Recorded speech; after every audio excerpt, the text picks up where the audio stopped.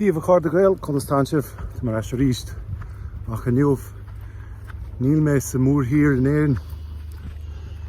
Tá mé ag siúl na Blasket múr in Oidhreacht Corca Dhuibhne agus tá anatá orm ag dul ann ag fécint an áit Oidhreacht dúil mar seo agus tá sé fheirtéarthaigh go híomhann fad agus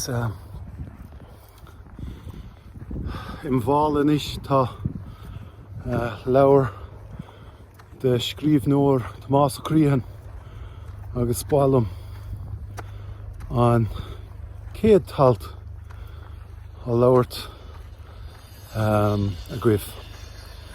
So dúirt sé is chuoinlumm a bheith ar bhrolach má bháthir ceir a bhliain a bhíos sa a bhuinig díolma. Is mé dríad ar cúis cín deir an áil sin é réasún na fága chomh mar a críochnaithe. Agus anis níor bhailim ag caint a rís agus ag fécint ar an Oidhreacht álainn an Oidhreacht dúil lána scéalta.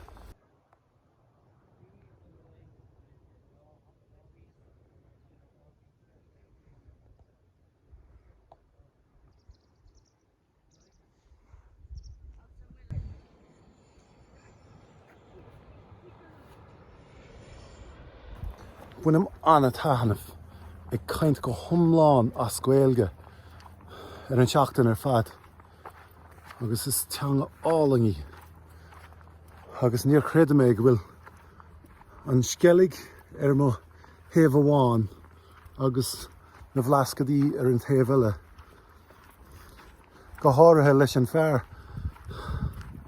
atá ag obair an éirnig atá ag obair sa tín tar éis blianta mo chónaí sa tín. Tá mé anis san Oidhreacht dúil mar seo ag labhairt me cheanga gúchas Gaeilge agus is íomhil mé.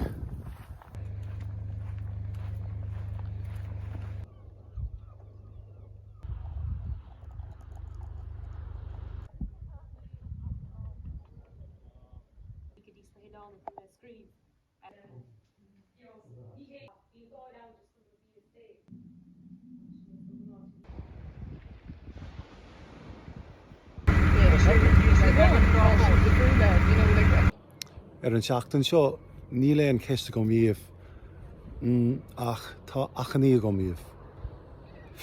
Ná chuirigí bhór nóir dó chuas ná bí ag sin tú sa ghlacha nó na rudaí mar seo ar an tidirlíon.